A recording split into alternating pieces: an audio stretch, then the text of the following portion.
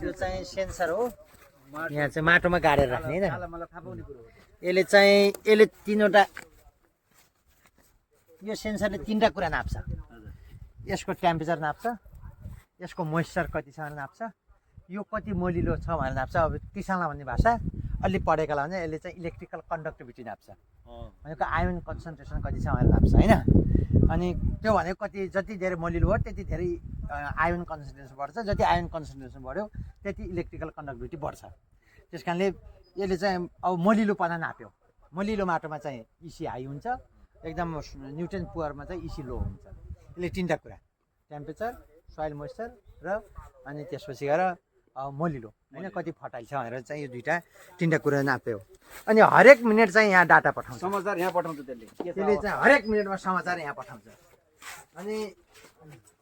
अस्ति यहाँभित्र चाहिँ कम्प्युटर यो चाहिँ कम्प्युटर हो हैन सबै कुरा यहाँ हेर्न सक्नुहुन्छ कुनमा कति छ हैन अहिले मैले चस्मा लगाएको छैन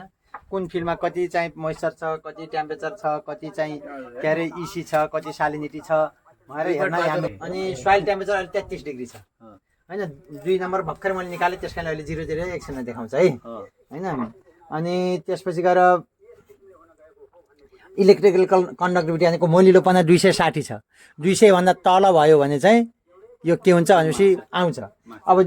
33 हुने हैन यो हुनुपर्ने 18 देखि 24 हो अब पानी परेर आइहाल्यो अब हामीले रोक्न बर्खा त रोक्न सक्दैनौँ हैन चिसो भयो तर यो चाहिँ हामीले के अरे अब यसलाई अहिले बर्खा यो रोक्न सकिएन तर टनेल भित्र चाहिँ रोक्ने भयो